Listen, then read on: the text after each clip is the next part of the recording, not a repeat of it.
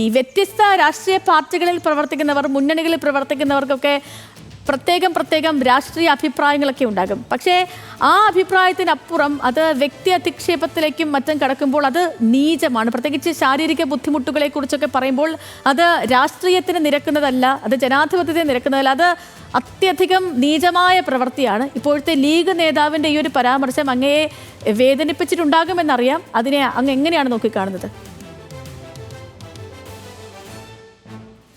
ഞാനത്തരം പരാമർശങ്ങൾക്ക് വില കൊടുക്കുന്ന ഒരാളല്ല. അങ്ങനെ വ്യത്യസ്തമായ സ്വഭാവക്കാരായിട്ടുള്ള ആളുകൾ സമൂഹത്തിൻ്റെ വിവിധ ചേരികളിലുണ്ടാകും. അത്തരം കാര്യങ്ങൾക്ക് വലിയ രൂപത്തിൽ മുഖം കൊടുക്കുന്ന ഒരാളല്ല.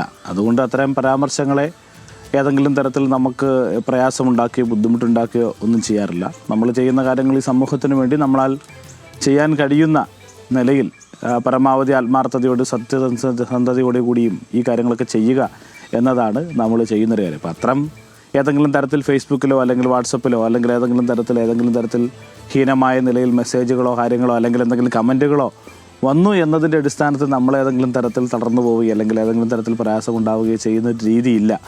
അതുകൊണ്ട് അത്തരം കാര്യങ്ങളിൽ വലിയ രൂപത്തിൽ അതിന് മുഖം കൊടുക്കുന്ന ഒരു പ്രവണതയും ഇല്ല എന്നുള്ളതാണ് അതിനെ സംബന്ധിച്ച് എനിക്ക് സൂചിപ്പിക്കാനുള്ളത്.